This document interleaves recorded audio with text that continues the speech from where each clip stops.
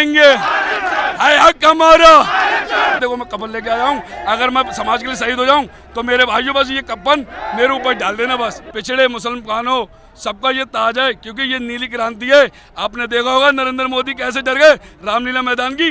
कंधों से बड़ी छाती नहीं होती और इंसानियत से बड़ी कोई जाति नहीं होती, और संविधान ही नहीं बचा तो इस जाति का क्या करोगे। मैं माननीय नरेंद्र मोदी जी से और सुप्रीम कोर्ट के जज से कहना चाहूंगा कि ये आदेश वापस ले लो, वरना ये दलित समाज के लोग तुम्हारे सुप्रीम कोर्ट में और नरेंद्र मोदी के प्रधानमंत्री के ऑफिस में ताला लगा देंगे हम बोलोगे। अभी भी हमने सरकारों पे या सुप्रीम कोर्ट पे भरोसा नहीं किया है, और इसीलिए नहीं करते कि उनके सकते हमारे पीछे किस तरह से यहाँ पे जो आजाद समाज पार्टी का जो कॉल था यहाँ पे चंद्रशेखर रावण जी का, उनके कॉल पे देश भर से लाखों लोग इंदिरा गांधी स्टेडियम में जुटे हुए हैं। और आप ये तस्वीरें देख सकते हैं, ये इंदिरा गांधी स्टेडियम का अंदर की ये तस्वीर है, और जहां तक ये हमारा कैमरा जा रहा है आप देख सकते हैं जहां पर भीड़ ही भीड़ नजर आ रही है। और एक तरफ यहाँ देख सकते हैं यहाँ पे वीरांगना फूलन देवी जी का भी ये पोस्टर हाथ में लेकर आए हैं। कहाँ से आए हैं आप सर? सर हम लोग उत्तर प्रदेश से गोरखपुर से हैं। गोरखपुर से आप आए हैं? जी सर। वीरांगना फूलन देवी जी की तस्वीर, वीरांगना फूलन देवी को जानते हैं? जी सर। तो ये दूसरे तरफ आप देख सकते हैं कलम के बादशाह बाबा साहब अम्बेडकर जी की ये तस्वीर है, और ये दूसरे तरफ चंद्रशेखर आजाद जी की ये तस्वीर, चंद्रशेखर आजाद जी जो मेंबर ऑफ पार्लियामेंट है। और ये तस्वीरें आप देखिए यहाँ पे खड़ा होकर किस तरह से लोग पूरा ये बोल रहे हैं, किस तरह से जो बच्चे हैं जय भीम के नारे लगा रहे हैं। एक यहाँ पे सोशल एक्टिविस्ट में इनसे बात करने की कोशिश करूंगा। क्या कहेंगे सर, जिस तरह से बाबा साहब ने जो SC ST की जातियां थी उनको जमात में बदलकर उनको आरक्षण दिया, ये सुप्रीम कोर्ट का जो फैसला आया है, क्या लग रहा है कि ये फिर जात बदलकर इनकी आरक्षण खाने की नीति है? देखिए, हम लोगों को समझना चाहिए, कभी भी हमने सरकारों पे या सुप्रीम कोर्ट पे भरोसा नहीं किया है, और इसीलिए नहीं करते कि उनके चरित्र के अंदर न्याय नहीं है। अगर वो उनके चरित्र में न्याय होता, जैसे EWS उनको दीजिए रहेंगे उनको दे देते, लेकिन ये चोर मुशेरे भाई हैं, ये चाहते हैं कि आपस में भाई से भाई को लड़ा जाए। ये तो हमने आप सोचना पड़ेगा कि हमने क्या करना है। हम आपस में लड़ेंगे नहीं, लेकिन EWS के तर्ज पर ही हमारे को जो पीछे जो समुदाय रहा है, जिसको एक ही काम पे रखा गया है, क्यों नहीं करता है? ये सारे का सारा जो पुश्तैनी काम दिया गया ना, अब समय बदल चुका है। और ये क्राउड आप देख लो, आने वाले समय के अंदर यही इस देश के हुक्मरान होंगे। और जैसे हरियाणा से संकेत हो चुका है, शैलजा जी ने कहा ना कि हरियाणा के अंदर मुख्यमंत्री मैं बनूंगी, मैं क्यों नहीं बन सकती हूँ। तो ये इस तो हमारे लोगों को सोचना चाहिएगा कि हम टुकड़े टुकड़े गैंग बन के रहेंगे या जहां हमारी बारी आएगी वहां जाएंगे। इशारों में आप समझ गए होंगे कि हरियाणा के अंदर जो गुंडों को हम सत्ता में नहीं आने देंगे, हम उन लोगों को जो जिसके चरित्र में न्याय है वो लोग आ गए हैं। चलिए, एक भाई साहब हैं, क्या कहेंगे सर, सुप्रीम कोर्ट का जो फैसला आया है इसको आप कैसे देखते हैं? हम लोग तो पहली बात ये बताना चाहेंगे, हम लोग महाराष्ट्र से आए हैं। महाराष्ट्र से आप आए हैं? हम लोग महाराष्ट्र से आए हैं, और भाई के साथ में हम काम कर रहे हैं 7-8 साल से, भीम आर्मी के माध्यम से काम कर रहे हैं। ये जो सुप्रीम कोर्ट ने जो फैसला दिया है, ये सरासर गलत फैसला है, जो SC ST के अधिकारों का हनन करता है। और ये क्रिमिनल लगने के बाद में हमारी जो भी गणना होगी वो सबके समान हो जाएगी, और हमारे जो न्यायिक अधिकार रहेंगे, जो हमारे मौलिक अधिकार रहेंगे, वो सब नष्ट हो जाएंगे। भाई चंद्रशेखर आज़ाद ने जिसके प्रोटेस्ट के लिए पूरे इंडिया से सभी लोगों को बुलाया है, बहुजन समाज के सभी लोगों को यहाँ पे बुलाया है, तो हम भी महाराष्ट्र से इसके लिए आए हैं। और ये प्रोटेस्ट होना चाहिए, अगर ये प्रोटेस्ट होगा नहीं तो SC ST के सब अधिकार, मौलिक अधिकार सब खत्म हो जाएंगे। ये तस्वीरें आप देख सकते हैं, भाई साहब लोग खम्भे पे बैठे हैं, और ये देख सकते हैं हम लेके रहेंगे, है हक हमारा।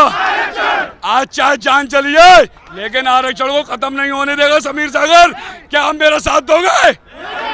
और जय भीम, है हक हमारा, हम लेके रहेंगे। मैं माननीय नरेंद्र मोदी जी से और सुप्रीम कोर्ट के जज से कहना चाहूंगा कि ये आदेश वापस ले लो, वरना ये दलित समाज के लोग तुम्हारे सुप्रीम कोर्ट में और नरेंद्र मोदी के प्रधानमंत्री के ऑफिस में ताला लगा देंगे हम लोग, हम बोलोगे। चल चल चल चल चल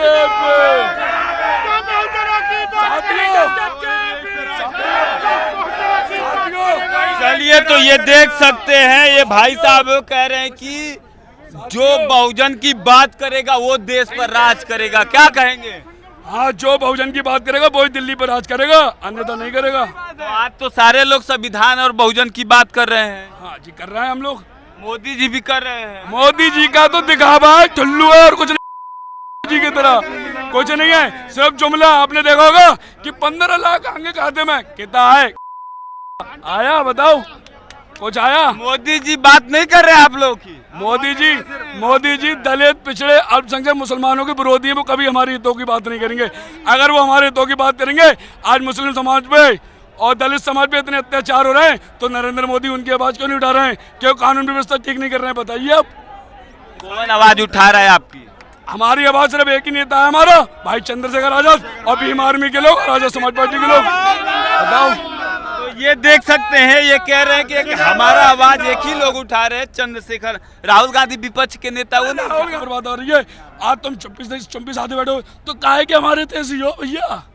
बताओ साथियों, आने वाले चुनाव में इस राहुल गांधी को और अखिलेश यादव को इन्हें जड़ से उखाड़ने का काम करेंगे। तैयार हो? अब तो वो जाति जनगणना की बात कर रहे हैं, जाति जनगणना करा के सबको आरक्षण देंगे।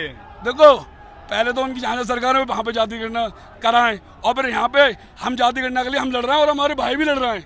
वो हमारे लिए हमें अपना हितैषी न बनाए। उनकी सरकार में पता है, जब बाबा साहब को कानून गांधीयन कंपनी ने सांसद तक नमन दिया, वो हमारे हक अधिकार की बात करेंगे। ये मनुवादी लोग हैं। भाजपा एक नागनाथ है और एक सांपनाथ है कांग्रेस। बताओ, तो आप मानते हैं कि जो राहुल गांधी है वो हमारे हक अधिकार की बात नहीं करेंगे? कभी नहीं करेंगे, हमारे हक अधिकार की कभी बात नहीं करेंगे। वो आपकी उन्नति चंद्रशेखर रावण जी से है। वो ही है। देखो, चंद्रशेखर भाई, हमारे पूरे भारत में अगर कहीं अत्याचार होता है भाई, देखो पकड़ो, देखो ये मेरा भाई, ये तस्वीर देखिए, ये चंद्रशेखर भाई है। अगर दलितों पे पूरे भारत में कोई बात होती है तो मेरा भाई, मेरा शेर हमेशा तैयार रहता है, चाहे वो मुसलमान हो। आपने CNRC का मामले में देखा होगा, मेरे भाई ने 1 महीना जेल काटी थी और मैंने बदायूं से 5 दिन जेल काटी थी CNRC में, क्योंकि मुस्लिम समाज भी हमारा भाई है। देखो, ये हमारा भाई खड़ा है। देखिए, बाबा साहब डॉक्टर भीमराव अंबेडकर ने हमें समानता सिखाई है और संविधान में लोकतांत्रिक धरातल से सभी को समान अधिकार दिया है। तो आज़ाद भारत में सभी को आज़ादी है। आप किसी भी नेता को, किसी पार्टी संगठन को चुन सकते हैं, लेकिन मैंने आदरणीय चंद्रशेखर आजाद को अपना नेता माना है और मैं भीम आर्मी भारत एकता मिशन मुजफ्फरनगर से मोहम्मद आसिफ, नगर अध्यक्ष एवं जिला प्रवक्ता और आजाद समाज पार्टी का पूर्व प्रत्याशी वार्ड नंबर 41 रह चुका हूं। और मेरा नेता ने मुझे हवाई लगाई, मैं दिल्ली पहुंचा हूं। अब आप कुछ और सवाल करिए, मैं उसका भी जवाब दूंगा आपके लिए। कैसी बात कर रहा है? मैं इसका छोटा भाई हूँ, मेरा भाई का शेर का ये शेर है। इसने मुझसे कहा है, समीर अगर कभी भी समाज पे अत्याचार हो तो मरने से मत डरना। देख, तेरी तरह जैसे मैं कफन लेके चलता हूँ, ऐसे तू भी कफन लेके चला गया। देखो, मैं कफन लेके आया हूँ। अगर मैं समाज के लिए शहीद हो जाऊँ तो मेरे भाइयों, बस ये कफन मेरे ऊपर डाल देना, बस चाहे कुछ भी हो जाए, समाज के लिए हमेशा लड़ता रहूंगा। आप लोग मानते हैं कि जो ये नीला गमछा है वो आपकी शान, मान, मर्यादा और कफन तक आज बता रहे हैं? देखो, ये हमारा ताज है, ताज। यह दलित समाज का ताज है, पिछड़े मुसलमानों सबका ये ताज है, क्योंकि ये नीली क्रांति है। आपने देखा होगा नरेंद्र मोदी कैसे डर गए रामलीला मैदान की परमिशन तक कैंसिल कर दी। और देख लो आज अभी जलवा। अगर अभी भाई चंद्रशेखर आजाद जी ने ऐलान नहीं कर दिया, भाई लिसन टू मी, अगर भाई चंद्रशेखर आजाद जी ने ऐलान नहीं कर दिया कि संसद करना है, तो नरेंद्र मोदी ना अपनी कुर्सी लेके भागेंगे साथ में और अपने सांसदों को।